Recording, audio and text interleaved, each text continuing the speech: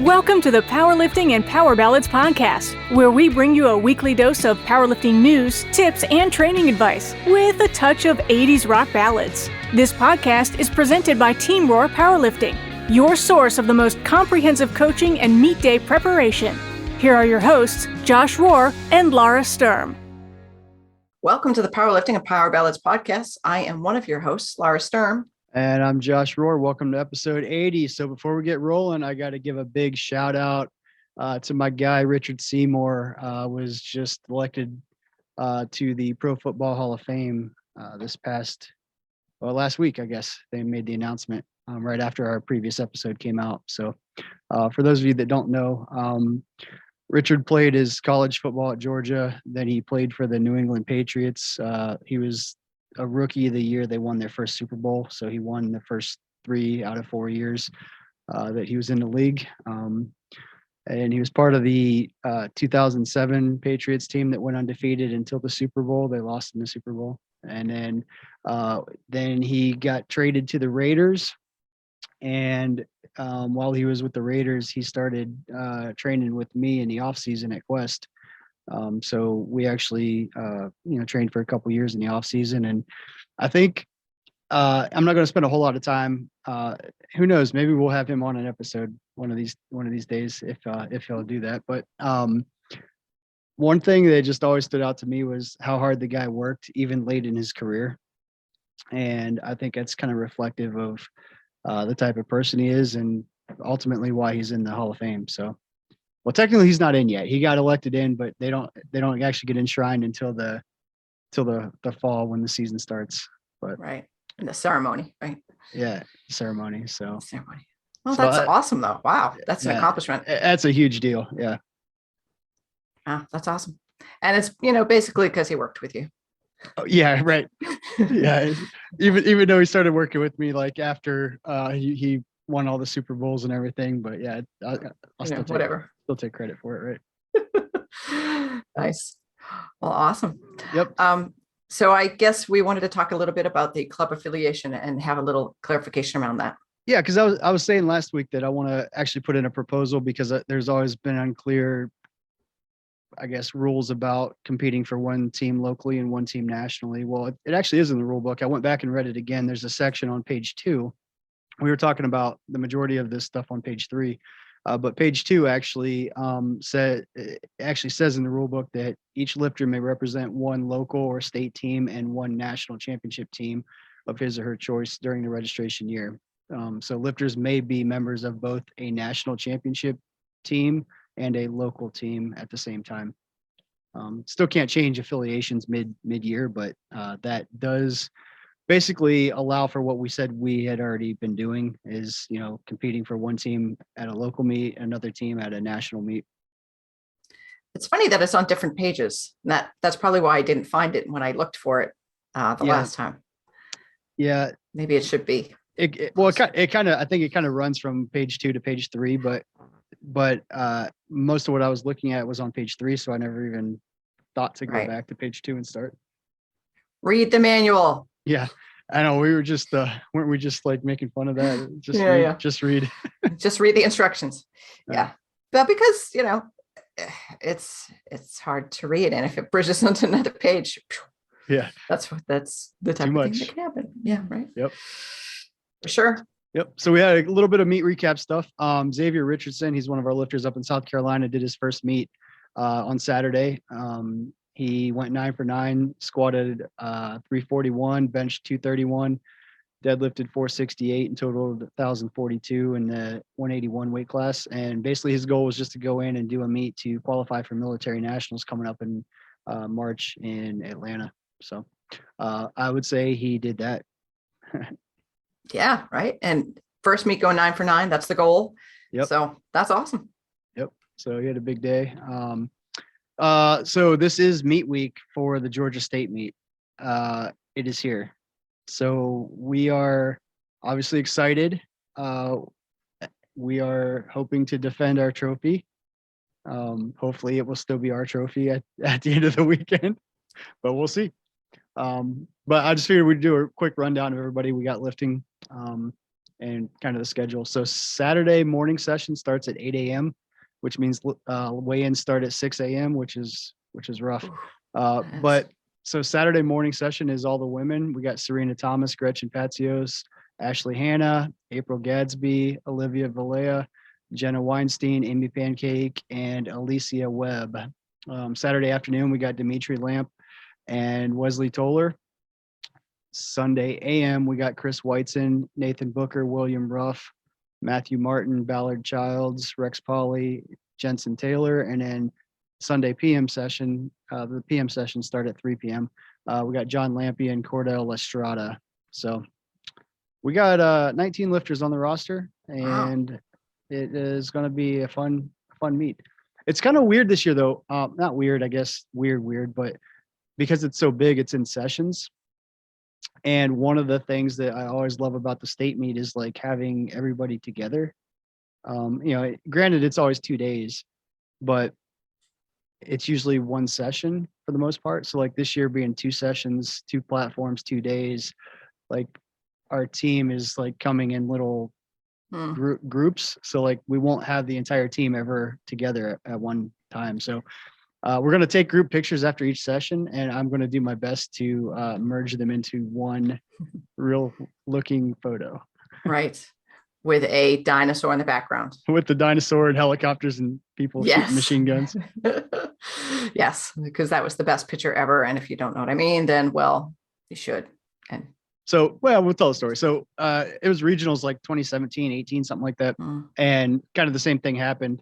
We didn't have everybody in the picture. So Jordan Sandoval, which we all miss her, she moved out to California, or moved back to California. But anyway, she was on the team and she's really good at Photoshop. So she just Photoshopped everybody into the picture that wasn't there. But then decided to keep going with it and Photoshopped like helicopters, like people bungee jumping, I don't know, all kinds of stuff. There's a T-Rex, there was little army men. It was epic. And it was really well done. Like obviously you could tell that wasn't real, but it was well done. So there was a couple people that were Photoshopped in and you couldn't tell that they were even Photoshopped in. Like, yeah.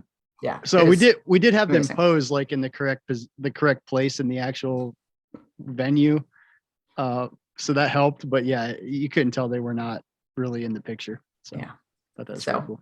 Yeah, maybe we can enlist Jordan for her Photoshop expertise. Yes. Just as a throwback, just to give us a dinosaur and some army men. Yeah, that'd be awesome. Well, good luck to all the lifters. I'm sorry I'm going to be missing it.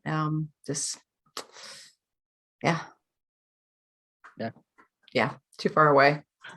Too many viruses going on still. And yeah. But is that the most people we've ever had on a team at the Georgia States? It is not. We've had larger teams in the past. Okay. Yeah. Seemed so like it is a lot, but we have a couple people not lifting that, a lot of times would be. Like Chris Elmore's not lifting because he's got the Arnold 2 weeks later, and right. A couple of also does Amy Pancake. Well, Amy Pancake is lifting because unlike Chris Elmore, she cares about the team. Burn. No, nice. Chris, we talked about it. He never can just do a meet to do a meet. He gets like too amped up, and that would zap him. Like, and we're gonna try to do that with Amy Pancake and like keep her like very very like she's already asking like if she can go heavier than our planned train, because we're doing it as a training meet. Right. So like literally it's in her workout program, like 3 sets of 1 up to this weight is her workout. So she's already asking if we can like go over that. And I'm like, no, we're not. Like the Arnold's the one we're really focusing on for. So is this her last heavy day before the Arnold? Yeah. So the state meets like, cool. it timed out perfectly. So like it's 2 weeks prior to the meet. So it works out well for that. So is she going to be doing a 3x1 workup to a 9? She is. Ooh, that's the perfect timing. Yeah. Kind of jealous there. Yeah. So, yep. That'll be that's pretty awesome. Good. And Chris Whiteson, how many state meets in a row is this now? Oh man. So his first one was 2011. So this would actually, so even though this is 2022, I think this is actually the 10th one because I believe in 2016 or 2017, we went from doing the state meet in December to February.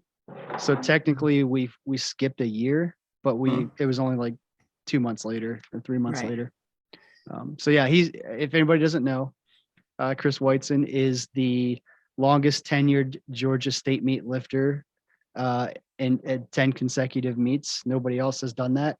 Not even the infamous Dale McLaren, who missed one somewhere back in.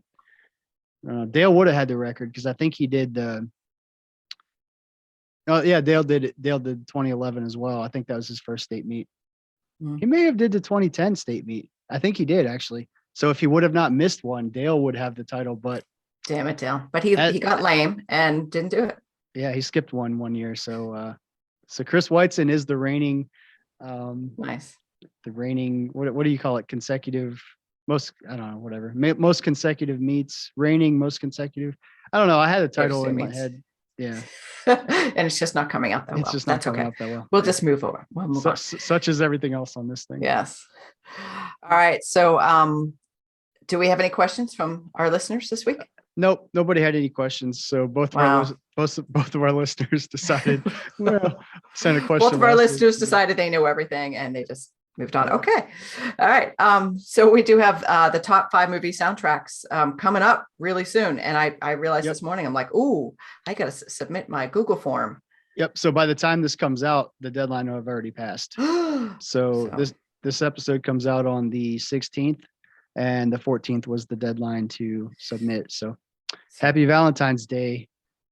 Get your list in 2 days ago. Yeah, nice. I don't know. Maybe we should extend it. Just saying. You want to? We can. We can do whatever we want. That's true. We can make all the rules. I think we should extend it so that people listening to this episode can go, oh crap, I need to do that. I might be one of them. And then so make the deadline like Friday. Okay. Yeah. All right. Done. Executive decision. Boy. Laura has spoken. I wish I had this much power with my kids. Yeah. Yeah. So I'm really excited for this movie soundtrack list. So you're going down, Joshua. All I care really is beating you. The rest of it doesn't matter. Well, and Chris Elmore. You can't beat me if I don't play. Nanny boo boo. Yeah. I'm still mad about not beating Chris Elmore that time, but it's okay. Yeah. Clearly this is like a year ago. We're beating a dead horse at this point. Are we though? We are. Okay. Let's be honest. So one thing I was going to say about the movie soundtracks has eluded me. So I don't know what I was going to say. So we'll move on. Wow. We're such great podcasters. All right. Powerlifting situation. Your PR squat is 195 kilos. The current state record is 200 kilos. Your PR bench is 127.5 kilos. Current state record is 132.5 kilos. Your PR deadlift is 240 kilos. Current state record is 250 kilos. So you're so close on so many state records. The current state record total is 575 kilos. The qualifying total for nationals is 570 kilos. So your goals and your priorities are first to qualify for nationals and second to break as many state records as possible. Training's been going well. You feel like you've added 5-ish kilos to each of your lifts since last meet. You opened at 177.5 kilos and just squatted 190 kilos for your second attempt. It moved well, but felt heavier than expected. What do you put on for your third attempt squat and why? Well, there's a lot of, I think we have to go back to our first priority. Our first goal is to qualify for nationals. And looking at all of these numbers, we basically need a 2.5 kilo PR on all 3 lifts to hit that 570 qualifying total. So the squat, if we were going to go for a state record squat, we would need to jump to 2025 because tying the record doesn't break it. So we have to actually exceed 200. So that would be a, let's see, what did we do on our second? I'm already losing my 190. 97. Yeah. So we would need to jump 12.5 kilos after it not feeling super great. and we anticipated that we were good for 200 based on our training, roughly 5 kilos. So if it's me, I'm actually going to go 197.5, which is just under the state record. It's a PR squat. But the reason I would go with that is because then when bench rolls around, that gives you the option to hit a PR by 2.5 kilos. And when deadlift rolls around, if you hit a PR by 2.5 kilos, that's your qualifying total.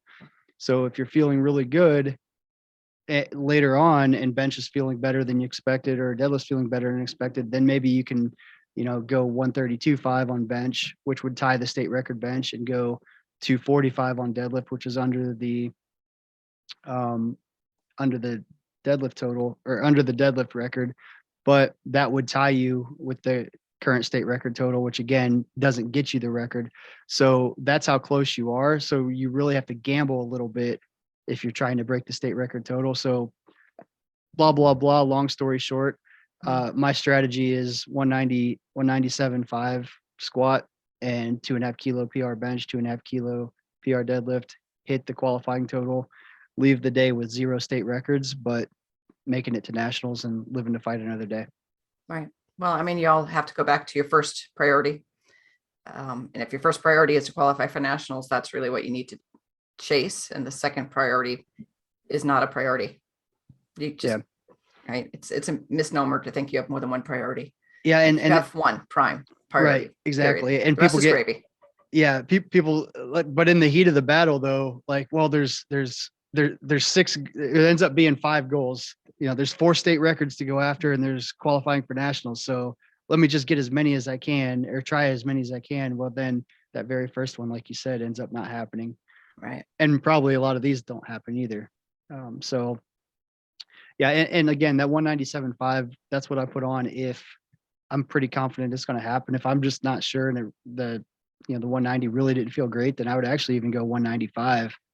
Or I'm sorry, 195, tie my PR, and then try to make it up in the squat, or try to make it up in bench, or probably more realistically deadlift at the end. Deadlift.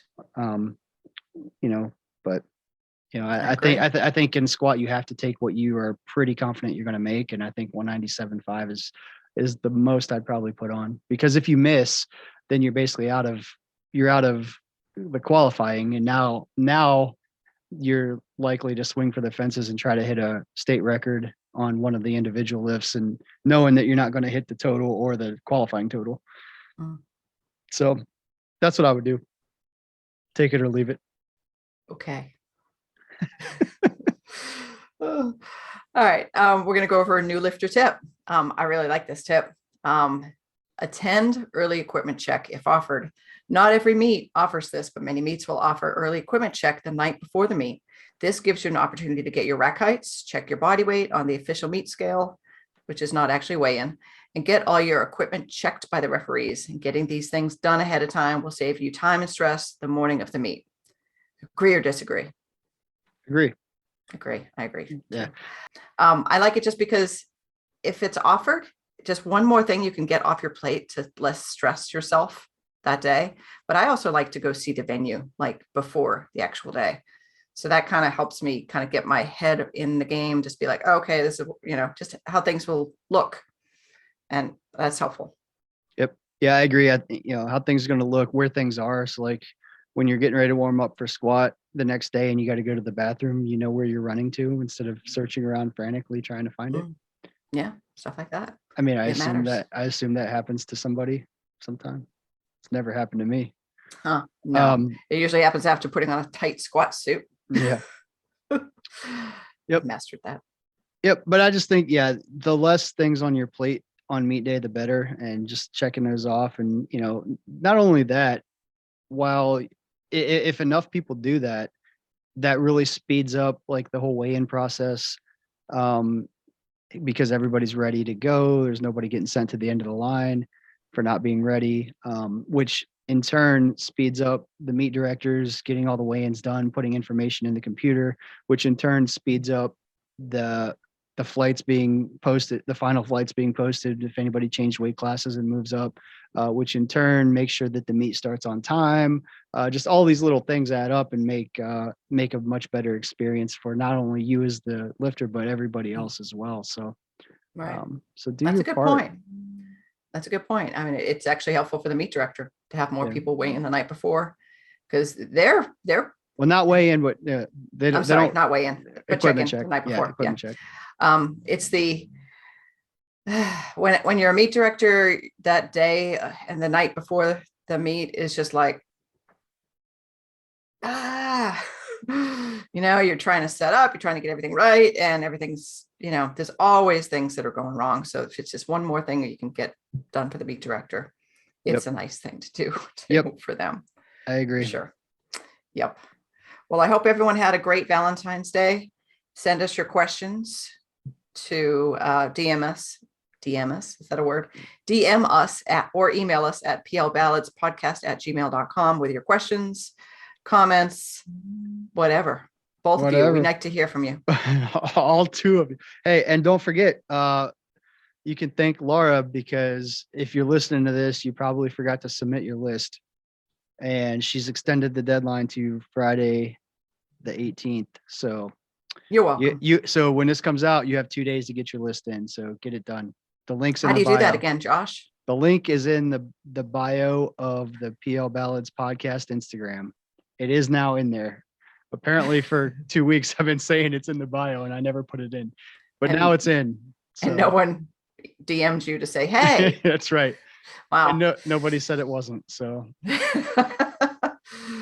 right. So we're going to have a lot of lists here. Hopefully. So get your list in. Make sure you have justifications about your soundtracks and why you think they're the bestest ever. And we do have a prize finally. Ooh. Well, brace yourself for a letdown. It is $50 worth of Team Roar apparel, only because I really didn't feel like putting time and energy into chasing down a sponsor for this one. So we're going to say that the winner of this one gets bragging rights and apparel. So if the apparel is not motivating enough, we'll hype you up for the bragging rights a little bit. Do this for me. There's a shirt that Josh Rohr really loves. Oh, God. And it says something about 50 Shades of Roar. So if you win, get that shirt and wear it proudly. So Josh Rohr can get blushed, he gets all red in the face and he wants to flee the room. And it just makes it worthwhile for the rest of us. So, all right, I got to explain this because we're not ending on that note. So so when we ran Raw Nationals in 2016, we ordered a whole bunch of apparel. Well, my wife, and apparently, I don't know if you were part of this, apparently Maybe. there was a group of people that decided to get these shirts made. It's that was right when like 50 Shades of Grey came out and things like that. So it's a gray t-shirt that says 50 Shades of Roar. And then on the back, it has like some chains and like a power rack and stuff. And it says, cages. Chains and cages are nothing new to us. Yeah. It's just it makes me feel weird. So I still have a bunch of them because I usually don't I don't know what to do with them is the reality, because I don't really want to sell them because then everybody's going to have them and probably wear them just because they know it torments me. But I also don't want to throw them away because those are like actually nice. They ordered them in like this tri-blend type style. Shirt. So it's a nice shirt. So I'm wearing it to the next podcast. Great. Yeah. I think Jeremy Hartman needs one. Like, because he's like such a big guy. He needs 50 Shades of Roar across. Yeah.